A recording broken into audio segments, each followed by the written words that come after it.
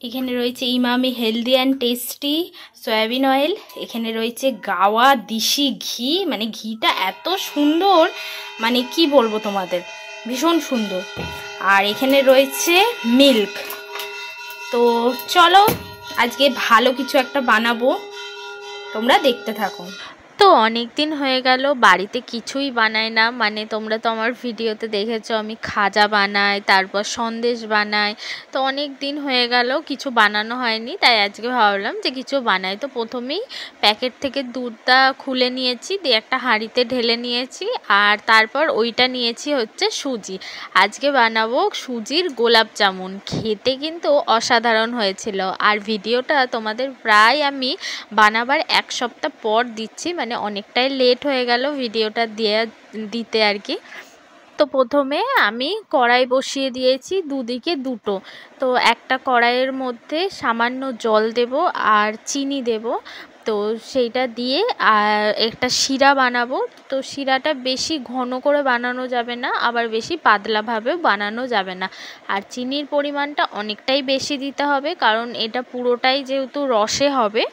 আর সামান্য একটা এলাচ আমি ফাটিয়ে দিয়েছি একটু থেতো করে।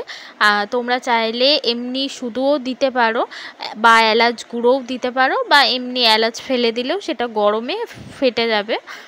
তো দেখো আমি এরপর চিনিটা দিয়ে দিচ্ছি কড়াইয়ে। আমি প্রথমে 1 ঢাকা চিনি দিয়েছিলাম, তারপর আমার মনে হলো যে না, আর একটু চিনি দেওয়ার দরকার আছে, তো সেই জন্য আমি আবার চিনি দিলাম। তো তোমরা এই প্রসেসটা দেখতে পারো, মানে একবার বাড়িতেও ট্রাই করতে পারো, আশা করছি তোমাদের সবার খুব ভালো লাগবে। তো চলো এরপর ইন্ট্রোটা দিয়ে দিই। হাই বন্ধুরা, তোমরা সবাই কেমন আছো? আজকে চলে এসেছি আবার একটা নতুন ব্লগ নিয়ে। আজকে কোনো ব্লগ নয়, আজকে নিয়ে চলে এসেছি তোমাদের জন্য একটা রেসিপি নিয়ে। তো তোমাদের গৌরব সুস্মিতা ব্লগে তোমাদের অনেক অনেক ভালোবাসা জানিয়ে আজকের ব্লগটা শুরু করছি। তো দেখো এদিকে চিনিটা ভালোভাবে দিয়ে দিয়েছি, আর এদিকে এলাচের দানাগুলো আমি একটু হাতে করে ফাটিয়ে দিয়েছি, আর এলাচটা ছিঁড়ে তারপর দিয়ে দিলাম জলের মধ্যে। তো এটা ফুটতে থাকুক, তারপর একে একে তোমাদের সমস্ত প্রসেসই দেখাবো। যদি হঠাৎ কোনো বাড়িতে গেস্ট এসে যায়, ঘরে হয়তো মিষ্টি নেই, বা নিজেদের হয়তো মিষ্টি খেতে ইচ্ছা করছে, তো তোমরা কিন্তু এটা বানিয়ে নিতেই পারো। খেতে দুর্দান্ত হয়েছিল, আর আমরা ফ্রিজে প্রায় 6-7 দিন রেখে খেয়েছিলাম। তো খুব ভালো লাগছিল খেতে, আর যত সময় যাচ্ছিল তত যেন টেস্টটাও দ্বিগুণ হয়ে যাচ্ছিল। তো এই যে চিনিটা আস্তে আস্তে গলা শুরু করে দিয়েছে, আর এখানে আমি দেখো কড়ার মধ্যে 1 চামচ ঘি দিয়ে দেব। এটা একদম দেশি গাওয়া ঘি। তো তোমরা কে কোথা থেকে ভিডিওটা দেখছো সেটা অবশ্যই কমেন্ট করে জানিও। ঘিটা দিয়ে দিলাম, এবার ঘিটা একটু গরম হওয়ার জন্য ওয়েট করব। আর একটু ঘি দিয়ে দিলাম। আমি যেহেতু এখানে প্রায় 15টা মতো বানাবো গোলাপ জামুন, তাই আমি সুজির পরিমাণটাও অনেকটা নেব, আর ঘিটাও তাই আমি 2 চামচ দিলাম। তোমরা যদি প্রথমবার ট্রাই করো তাহলে তোমরা অবশ্যই অল্প করেই বানাবে। আর এটা না খুব সহজ বানানো, মানে যে কোনো মিষ্টির তুলনায় আমি বলবো এটা ভীষণ সহজ বানানো। আর যেহেতু এটা পুরোটাই সুজি দিয়ে বানানো, খেলে পেটটাও অনেকটা ভার থাকে। তো দেখো ঘিটা গলে যাওয়ার পর এখানে আমি দুধ দিয়ে দিলাম। দুধটা তোমরা আন্দাজ মতনই দেবে, আর সুজিতে অনেকটা দুধ টেনে নেয়। তো তারপর আমি দেখো সুজি দিয়ে দিলাম। এরপর ঘিয়ের সাথে তেলের সাথে এটা ভালোভাবে মিক্স করব। আর তখন একদম মানে গ্যাসটাকে লো ফ্লেমে রাখার চেষ্টা করবে। সুজিটা যখন ভালোভাবে ঘিয়ের সাথে দুধের সাথে একদম মিশে যাবে, তারপর তোমরা আবার গ্যাসটাকে বাড়িয়ে দেবে। আর ঘি দুধ সুজি দেওয়ার পর কি সুন্দর কালারটা এসেছে, তাই না? মানে অসাধারণ একটা কালার এসেছে। তো তারপর আমি আরেকটু সুজি দিয়ে দিলাম, আর সেটাকে ভালোভাবে এইভাবে আমি মিক্স করে নিচ্ছি। অনেকে আটা দিয়ে বানায়, ময়দা দিয়ে বানায়, সুজি দিয়ে বানায়, তো আবার অনেকে দেখেছি মিষ্টি আলু দিয়েও বানায়, মানে যেগুলো আমরা রাঙ আলু বলি। তো অনেকে অনেক রকমভাবে বানায়, তো আমি এইভাবে বানাচ্ছি। আমার তো এটা ভীষণ ভালো লেগেছে। আর সবথেকে বড় কথা, বাচ্চারা টিফিনের জন্য এটা দিলে, মানে স্কুলের টিফিনে দিলে তাদের পেটটা অনেকটা ভার থাকে, যেহেতু অনেকটা সুজি আছে। আর তারপর দেখো এটা আমি একটা প্লেটে ঢেলে নিলাম। আর প্লেটে ঢেলে নেওয়ার পর একদম ঠান্ডা করে নেওয়ার পরেই কিন্তু হাতে অল্প করে একটু ঘি মাখিয়ে তারপর এরকম গোল গোল শেপ দিতে আসবে। তবে এটা যদি তোমরা গরম অবস্থায় করো তাহলে কিন্তু পান্তুয়াগুলো ফেটে ফেটে যাবে আর একদমই গোল হতে চাইবে না। তো সেই জন্য একদম ঠান্ডা করে নেওয়ার পরেই তারপরেই তোমরা এইভাবে গোল গোল করে পাকাবে। আর দেখো এটা কত সহজ না, আমার তো অনেকক্ষণ, মানে প্রায় আধ ঘন্টার মধ্যে এই কাজটা কমপ্লিট হয়ে গেছে। আর দেখো তারপর আমি এটা হাতের সাহায্যে একটু ভালোভাবে ম্যাশও করে নিচ্ছি, যেগুলো একটু ডালা ডালা হয়ে আছে। আর এখানে আমি চামচে ঘি লাগিয়েই রেখেছি, তো ঘি হাতে মাখিয়ে তারপরেই কিন্তু তোমরা এই গোল শেপগুলো দেবে। আর আমি না দুটো ল্যাংচাও বানাতে চেয়েছি, তবে ল্যাংচাগুলো শেপটা ঠিকঠাক আসেনি, তবে খেতে কিন্তু কোনো টেস্টের হেরফের হয়নি, তো এত ভালো খেতে হয়েছে। তো চলো তোমরা ভিডিওটা দেখতে থাকো আর আমিও এগুলো চটপট সব বানিয়ে নিই।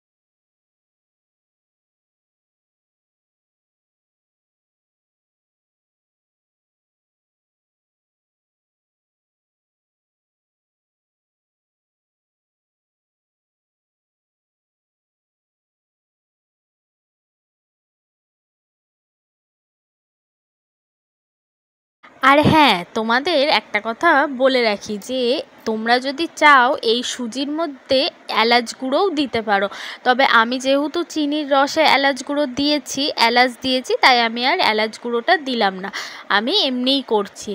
আর এখানে তোমাদের বলে রাখি আমরা কদিন ধরেই লাইভে আসছি, মানে আমি আর তোমাদের দাদাভাই, তো সেখানে তোমরা অনেকেও মানে প্রচুর ভালোবাসা দিচ্ছ। আমরা সত্যিই এতটা এক্সপেক্ট করিনি, মানে আমরা লাইভ হওয়ার সঙ্গে সঙ্গে প্রায় 90 জন 100 জন আমাদের লাইভটা দেখছো। এমনকি অনেক বিদেশের লোক, বাংলাদেশের লোক, আরব সাগরের লোক, তারপর আর একটা কোথায় কাতার, তো অনেক জায়গা থেকে আমাদের লাইভ দেখছো, আমাদের দুজনকার সাথে কথা বলছো।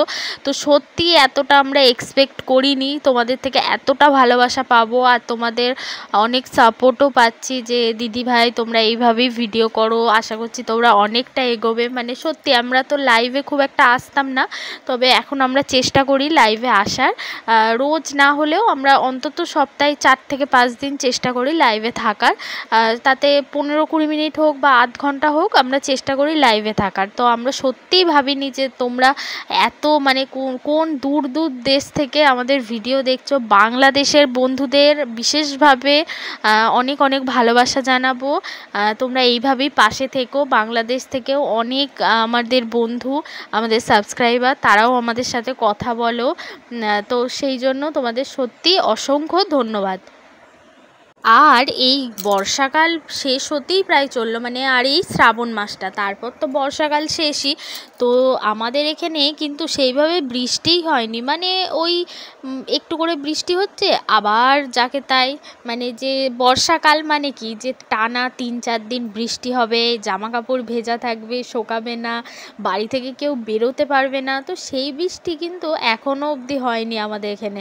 তবে অনেক জায়গায় শুনছি বৃষ্টি হয়েছে, বন্যা হয়ে গেছে উত্তরবঙ্গের দিকে। আর আমাদের এদিকে বৃষ্টির তো কোনো নামগন্ধ নেই, উল্টে এত গরম, মানে পুরো সেই 40 ডিগ্রি টেম্পারেচারে, ঠিক যেভাবে ফ্যানের তলা থেকে একটু বাইরে এলেই ঘেমে যাচ্ছি, এখনও ঠিক সেই অবস্থায়, মানে এতটাই গরম।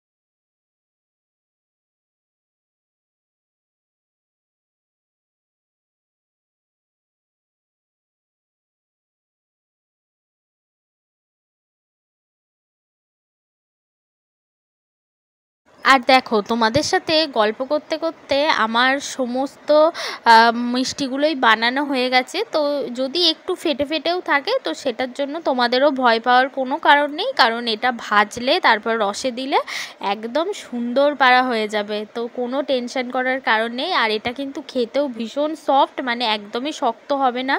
তবে আটা দিয়ে যারা বানায়, আমি শুনেছি আটা দিয়ে বানালে নাকি অনেক পরিমাপটা বুঝে শুনে করতে হয়, না হলে কিন্তু শক্ত হয়ে যায়।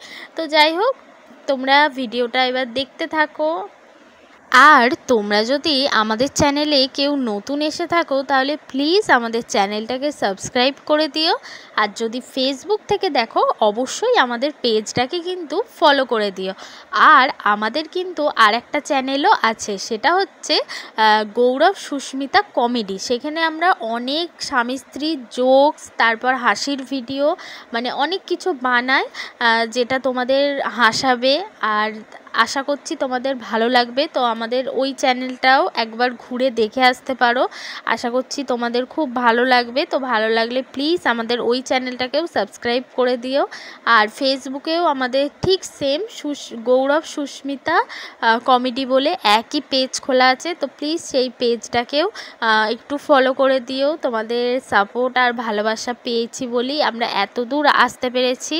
আর ভবিষ্যতেও তোমরা যদি এইভাবেই আমাদের ভালোবাসা দাও, আশা করছি আমরা এইভাবেই এগিয়ে যেতে পারবো।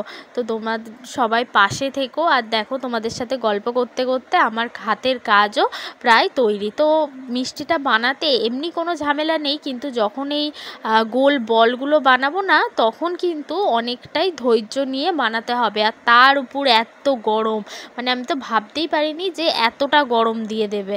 তো রান্নাঘরে এসে যে এত গরম লাগবে সেটা সত্যিই আমি বুঝতে পারিনি কো।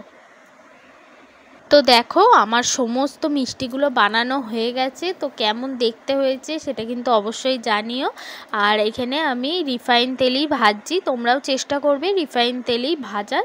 তো আমি রিফাইন তেলটা দিয়ে দিয়েছি, আর তারপর সেটা কতক্ষণে গরম হচ্ছে তো সেইটা দেখলাম একটা ছেড়ে, তো দেখলাম না বেশ ভালোই গরম হয়ে গেছে। তারপর আমি একটা একটা করে সমস্ত মিষ্টিগুলো ছেড়ে দিলাম। এখানে আমি দুটো কথা তোমাদের বলবো। এক নম্বর হচ্ছে তোমরা আগে ভালোভাবে দেখে নেবে তেলটা ভালোভাবে গরম হয়েছে কিনা, কারণ তেল যদি ভালোভাবে গরম না হয় তাহলে কিন্তু মিষ্টির তলাটা পুরো আটকে যাবে কড়াতে। আর দু নম্বর কথা হচ্ছে তোমরা কিন্তু এখানে এমন মিষ্টি দেবে যাতে মিষ্টিগুলো ছড়িয়ে ভাজতে পারে, মানে বেশি যে গায়ে গায়ে লেগে থাকবে এরকম কিন্তু দেবে না। দেখো আমার এখানে অনেকটা তেল আছে, আমি ওই সাইডেও চাইলে আরও 4-5টা দিতে পারি মিষ্টি, কিন্তু সেটা আমি দিইনি। তো আমি একদম যাতে ছড়িয়ে ভাজা যায় তো সেইভাবেই দিয়েছি। আর মিষ্টিগুলো কিন্তু মিডিয়াম টু হাই ফ্লেমে ভাজতে হবে, খুব ধৈর্য সহকারে ভাজতে হবে। আর অনেকটাই টাইম লাগে মিষ্টিগুলো ভাজতে, মানে পুরো এই সাদা কালার থেকে ওই লালচে কালারটা আসতে অনেকটা টাইম লেগে যায় গো। তো দেখো আমার এদিকে মিষ্টিগুলো হালকা লালচে লালচে হয়ে গেছে। আর আমি এখানে ঝাঁঝরি ব্যবহার করেছি, তো তোমরাও চেষ্টা করবে ঝাঁঝরিটাই ব্যবহার করা। আর ওদিকে আমার চিনির রসটাও রেডি। আর তেলটা গরম হয়েছে কি না সেটা দেখার জন্য যে আমি দিয়েছিলাম আর কি মিষ্টিটা, তো সেই মিষ্টিটা পুরোটাই ব্রাউন কালার হয়ে গেছে। তো আর একটু ব্রাউন কালার হবে তারপর তুলবো। আর এদিকে আমি একটা ছোট্ট স্ন্যাক্স বানিয়ে নিচ্ছি, মানে চায়ের সাথেও ভাল লাগবে আবার শুধু মুখেও ভাল লাগবে। তো এখানে আমি 1 কাপ ময়দা নিয়েছি, আর নিয়ে নেবো 1 কাপ মতো ঘি, 1 কাপ বলছি 1 চামচ মতো ঘি নিয়ে নেব। তো এই যে বাদবাকি মিষ্টিগুলো আমার বাকি আছে, তো তার মধ্যে দেব সাদা তেল, আর এদিকে দেব নুন, আর দেবো সামান্য একটু বেকিং পাউডার। তারপর ময়দাটাকে ভালোভাবে মেখে রাখবো। এই যে দেখো সাদা তেল নুন সব কিছু দিয়ে ময়দাটাকে ভালোভাবে মেখে রাখবো, তারপর 15-20 মিনিটের জন্য রেস্টে রাখবো। আর দেখো এদিকে আমার মিষ্টিগুলো কত সুন্দর কালার এসেছে, তোমরা দেখতে পাচ্ছ? একদম দেখতে লাগছে না পুরো পান্তুয়ার মতো কালার? তো দেখো একদম গরম তেল থেকে আমি ডাইরেক্ট মিষ্টির রসের মধ্যে দিয়ে দিলাম, তো মিষ্টির যে শিরাটা বানিয়ে রেখেছিলাম তার মধ্যে। আর এই যে ঠিক এই রকম দেখতে হয়েছে। আর এগুলো ফুলে যে কত বড় হয়ে গেছিলো সেটা তোমাদের দেখাবো। আর এই যে পুরো চিনির শিরাটা দেখতে পাচ্ছ ভেসে ভেসে আছে, তো সেটা পুরোটাই টেনে নিয়েছে ভেতরে, তো সেই জন্য খেতে যেন আরও দ্বিগুণ বেশি ভালো হয়েছে। আর যে ময়দার ডোটা করে রেখেছিলাম ওটা 15 মিনিট পর রেস্ট থেকে তুলে একটু মোটা করে বেলে নিয়ে তারপর এইরকম গজার মতো বানিয়ে নিলাম। তো এটা হচ্ছে মিষ্টি গজা। আর তারপর একটু চিনি দেব, চিনি দিয়ে সেটাকে ক্যারামেল বানাবো। আর ক্যারামেল দিয়ে আমি ওটাকে ভালোভাবে এপিট ওপিট করে মাখিয়ে নেবো, তাহলেই রেডি হয়ে যাবে। এদিকে জিভে গজাও বলতে পারো বা ছোট গজাও বলতে পারো, তো সেই মিষ্টি গজা। আর এই যে দেখো আমি এইভাবে ঠিক কেটে নিয়েছি চৌকো চৌকো করে, আর একটু মোটা করে বেলে নিয়েছি। আর এদিকে আমার পান্তুয়াগুলোও রেডি। পান্তুয়াগুলো তো তোমাদের দেখালাম, তো কেমন লাগছে সেটা কিন্তু অবশ্যই কমেন্টে জানিও, আর রেসিপিটা কেমন লাগলো সেটাও কিন্তু জানিও। আর এই যে কেমন নরম হয়েছে সেটাও তোমাদের আমি একটা চামচের সাহায্যে ভেঙে দেখিয়ে দিলাম, একদম ভেতরটা সফট হয়েছে।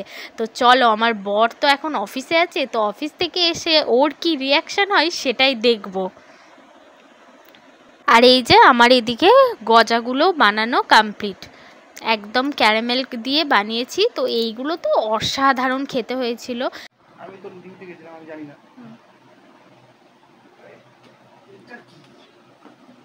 খোলো খোলো।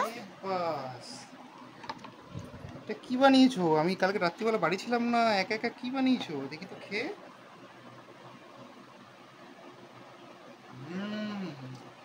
কেমন? হেভি হয়েছে। গোলাপ জামুন।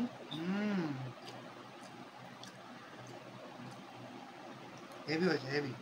ভালো হয়েছে? একটা হোক। হ্যাঁ খাও, তুমি তো ঘুমাবে, জল খাবে না, তো আর কিছু খাবে না। না, আমি তো ঘুমাবো। টিফিনেও নিয়ে যাবে দুটো। হেভি হয়েছে, হেভি। ঠিক আছে।